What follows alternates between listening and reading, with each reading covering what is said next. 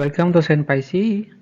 Kita lanjutkan pembahasan kita mengenai seri PPh orang pribadi ya. Dan pada chapter ini kita akan membahas mengenai PTKP, penghasilan tidak kena pajak.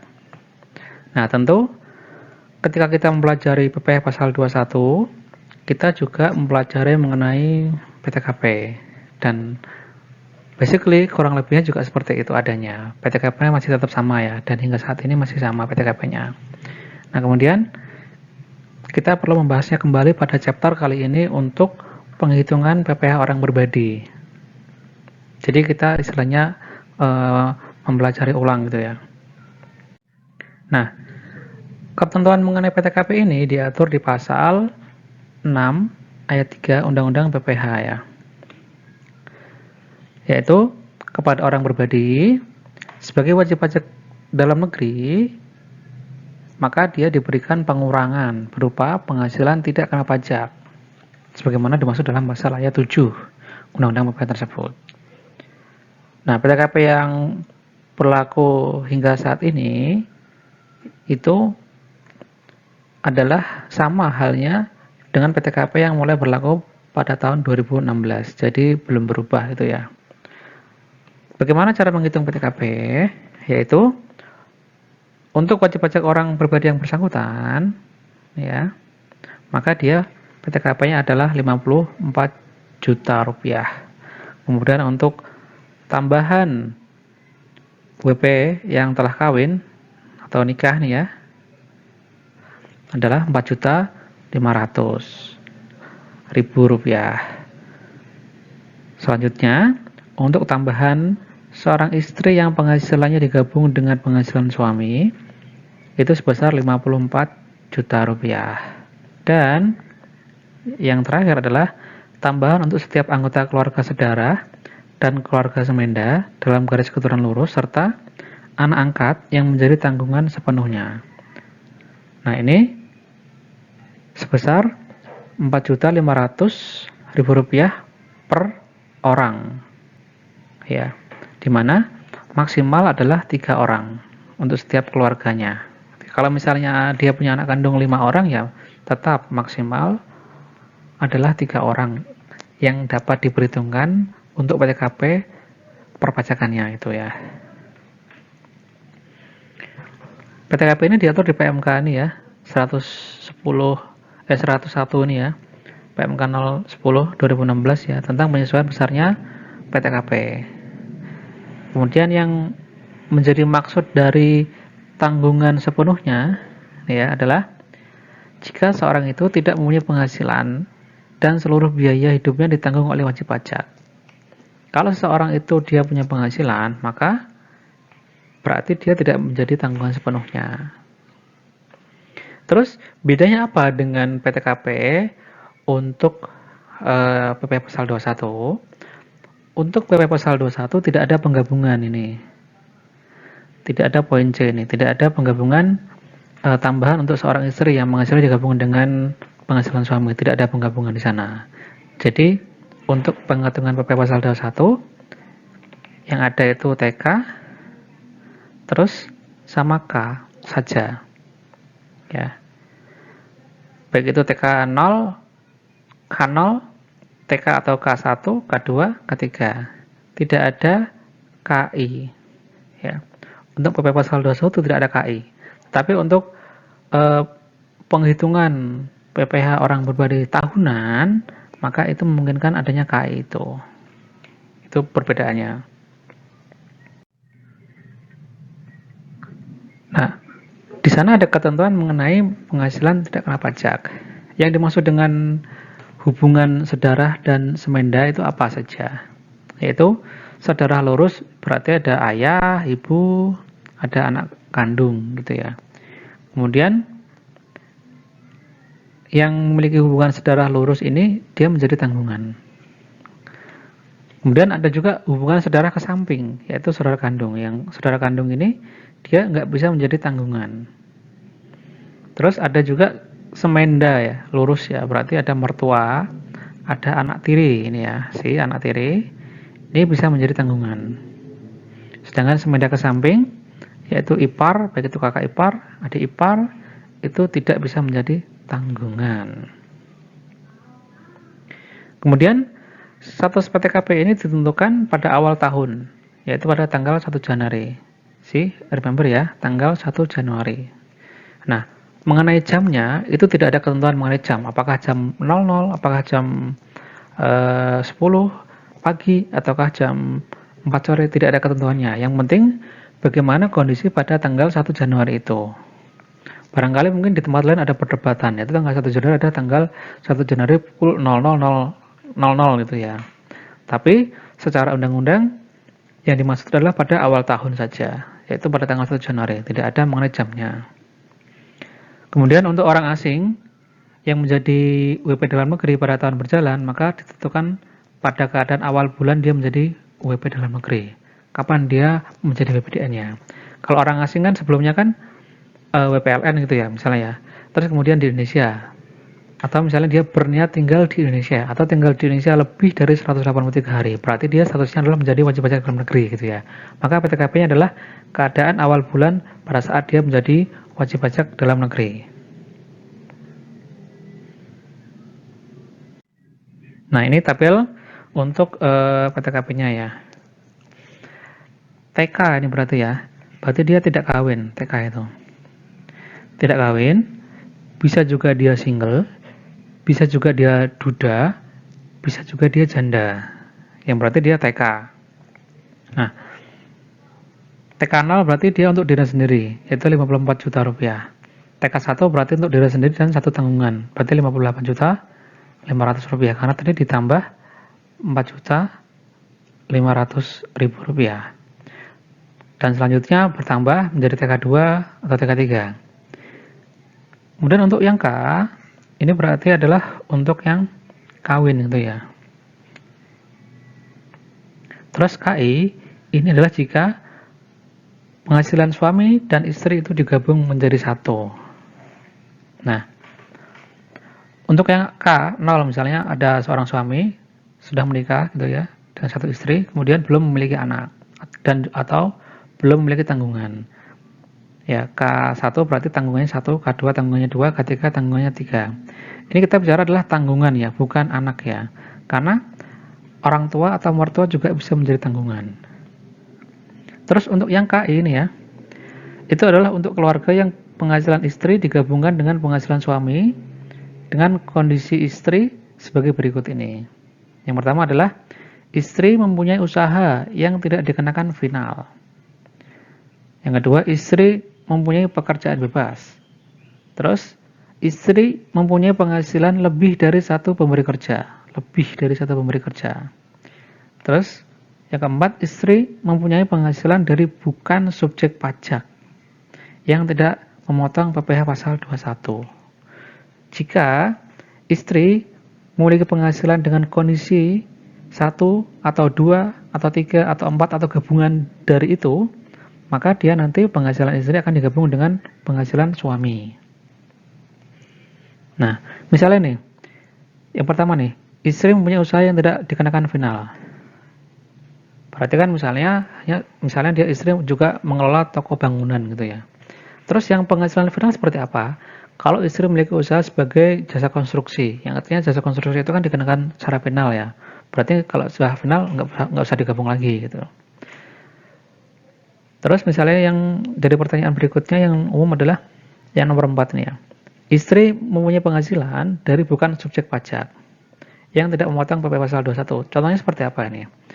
Ini contohnya kalau misalnya istri bekerja di kedutaan besar negara Jepang misalnya gitu ya. Maka kedutaan besar negara Jepang yang ada di Jakarta itu dia bukan subjek memotong PP pasal 21. Oleh karena itu nanti karyawan-karyawannya yang merupakan orang Indonesia itu dia membayar sendiri PPh orang berbedinya, membayar sendiri karena tidak dipotong oleh kedutaan besar itu. Kemudian jika KI ya, maka PP pasal 21 yang telah dipotong terhadap istri akan menjadi kredit pajak bagi keluarga tersebut. Gitu ya. Namun jika istri mempunyai penghasilan semata-mata ini ya,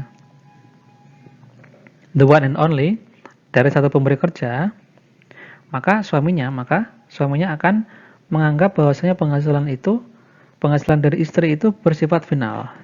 Ya, penghasilan istri yang bekerja dari satu pemberi kerja itu bersifat final. Sehingga penghasilannya tidak akan digabung ke suami. Kemudian PTKP suami adalah K ya, kawin, bukan KI ya, karena tidak digabung ya.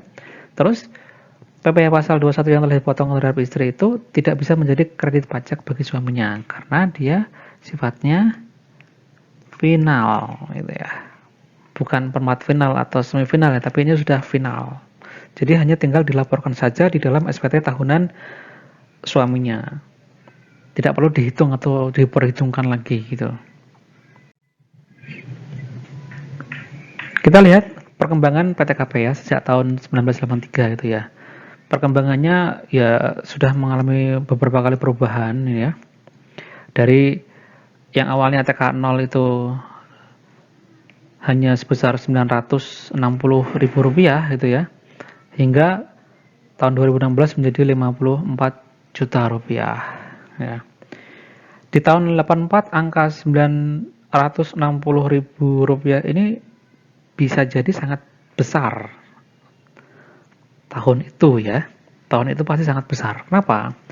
Karena kalau misalnya kita bandingkan dengan penghasilan PNS pada tahun 84 itu kan dia mungkin hanya mungkin 100.000 mungkin atau mungkin kurang gitu ya per bulannya. Atau mungkin hanya puluhan ribu per bulan gitu. Tahun 84 itu masih kecil sekali sehingga PTKP itu nilai segitu tahun itu juga besar gitu ya. Nah, seiring dengan perkembangan ekonomi, inflasi dan lain sebagainya, maka PTKP juga mengikuti itu.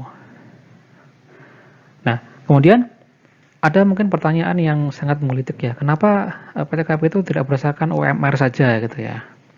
Nah, masalahnya adalah PTKP ini kan berlaku untuk seluruh Indonesia, sedangkan UMR itu kan bisa jadi berlaku untuk provinsi. Nanti ada UMK, kabupaten kota gitu ya, beda-beda. Sehingga penghitungannya nanti akan lebih rumit lagi. Gitu ya. Yang sifatnya nasional aja mungkin dirasa juga cukup sulit, apalagi kalau misalnya menggunakan UMR. Apalagi belum lagi kalau misalnya dia pindah-pindah kerja dari satu daerah ke daerah yang lainnya, pasti akan menyulitkan.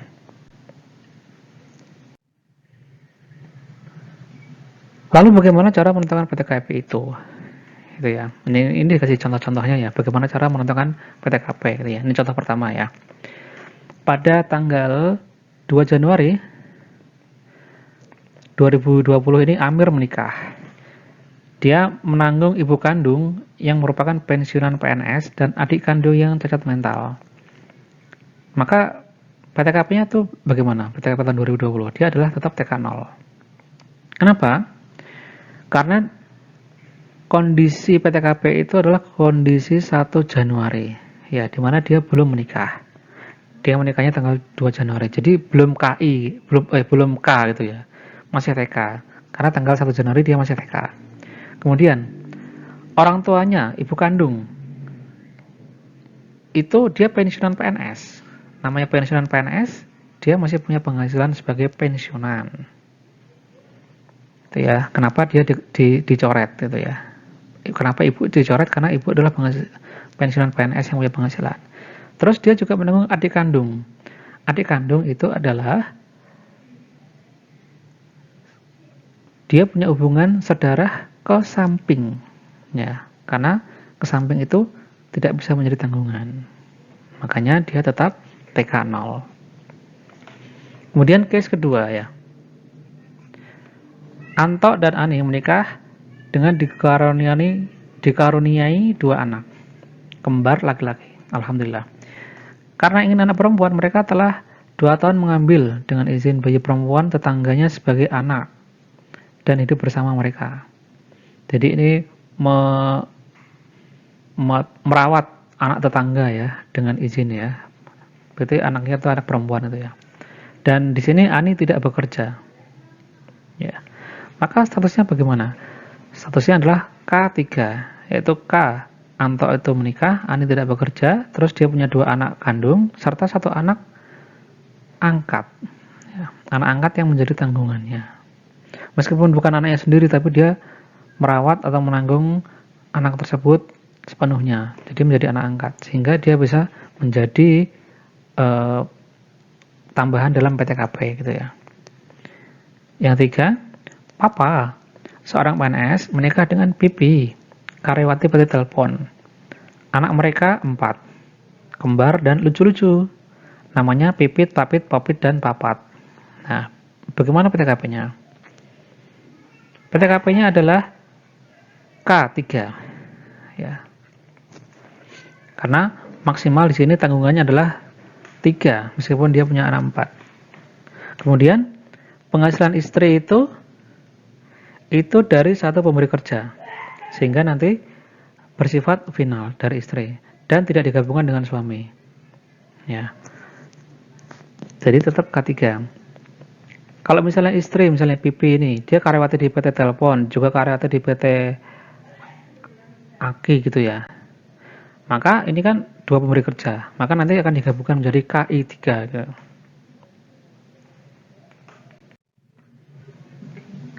Next, example gitu ya. Berarti yang selanjutnya yang keempat ini mungkin ya, yang D ya. Popo seorang PNS menikah dengan Popi, PNS juga. Mereka pernah sekelas saat di Jurangmangu. Nah, pengantin baru 2 tahun ini hidup bahagia, alhamdulillah. Bagaimana dengan statusnya? Ya, status PTKP-nya adalah tetap K0. Ya, karena Popo ini menikah dengan Popi ya, dan Popi itu memiliki penghasilan hanya dari satu pemberi kerja saja, sehingga dia bersifat final dan tidak digabungkan dengan penghasilan suaminya.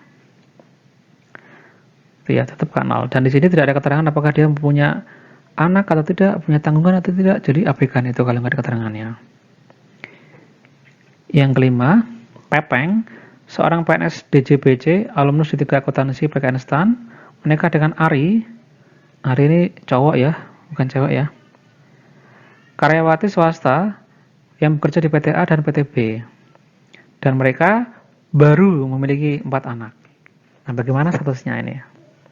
Yang pertama adalah kita lihat dari status Pepeng, dia sudah menikah, berarti K. Terus istrinya bekerja, tapi bekerja di 2 tempat. Berarti karena dia bekerja di 2 tempat, maka dia harus digabungkan dengan penghasilan suaminya, sehingga menjadi KI. Kemudian yang selanjutnya adalah dia punya 4 anak. Padahal dalam PTKP maksimal yang ditanggung adalah 3 anak. Jadi 4 anak ini hanya dihitung 3 saja, sehingga menjadi KI3. Yang keenam, Firman, orang Tasik ya, makanya pakainya P ya, bukan F ya. Seorang PNS DJP, alumnus D3 akuntansi PKN STAN juga, menikah dengan Sinta, janda kaya, pengusaha butik dengan omset 10 ember per tahun. Nah, janda tersebut memiliki 1 anak. Bagaimana status PTKP dari Firman ini ya? Yang pertama, Firman kawin ya dengan seorang wanita gitu ya. Nah, wanita itu kebetulan janda dan dia pengusaha butik. Nah, karena dia pengusaha ya, dia berarti punya usaha ya. Dia punya usaha, maka kalau misalnya dia pengusaha, maka nanti penghasilan netonya akan digabungkan dengan penghasilan neto suaminya. Ya, sehingga status PTKP-nya adalah menjadi KI.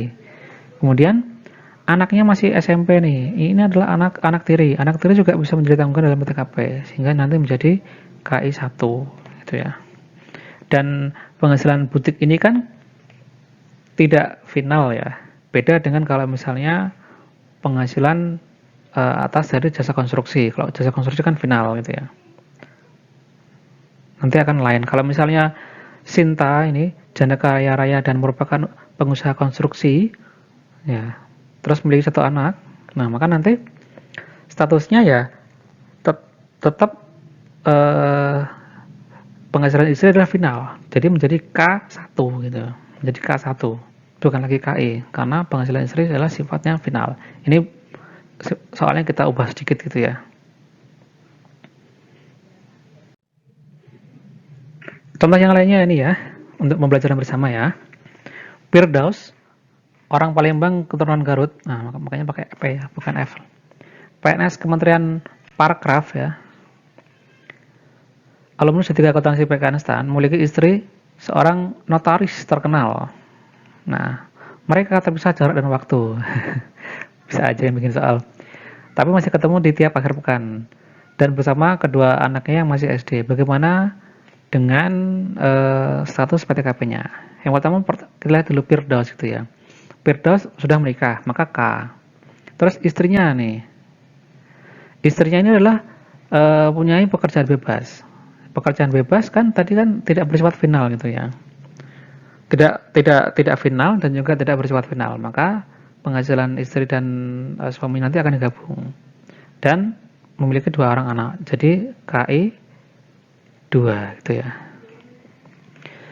Terus yang berikutnya, Prada, seorang PNS BKF, merupakan pejuang tangguh dalam bekerja. Istrinya seorang konglomerat konstruksi, ini kan pakai R ya, konstruksi.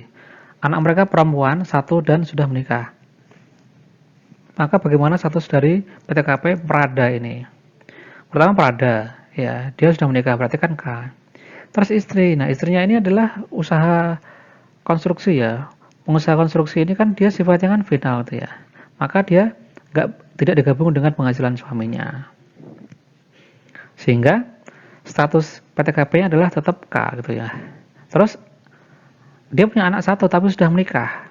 Maka dia bukan menjadi tanggungan dari Prada ini. Anak perempuannya nanti statusnya ya ikut suaminya gitu ya.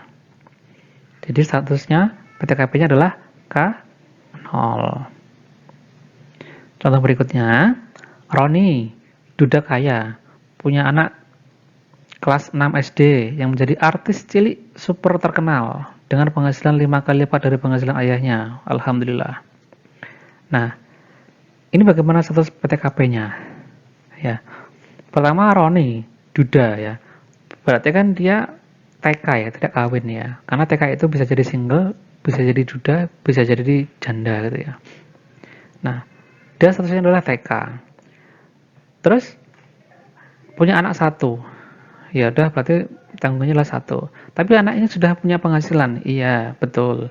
Tapi anak ini masih di bawah 18 tahun dan belum menikah. Maka penghasilannya itu nanti akan digabung ke penghasilan ayahnya, namun tidak ada PTKP tambahan selain dari status sebagai anak gitu. Yang berikutnya, Hasbi punya 2 istri ya, dan anak dari kedua istrinya adalah 4. Masih sekolah SD. Maka bagaimanakah PTKP-nya? Pertama adalah Hasbi, status nikah, berarti kan K gitu ya. Terus anaknya ada 4 dari 2 istri. Maka kan tadi PTKP kan maksimal kan 3 orang anak nih ya. Maka yang diakui adalah tanggungannya jadi 3. Jadi K3. Terus kok kenapa nggak K4? Nah, tetap aja maksimalkan kan maksimal tanggungannya adalah 4. Terus kenapa nggak KK gitu ya kan? Istrinya kan 2 gitu ya. KK 3 gitu ya. Kawin-kawin 3 tanggungan maksimalnya. Tetap aja ini yang diakui adalah K-nya adalah istrinya 1 aja di sini. Jadi tetap adalah K3.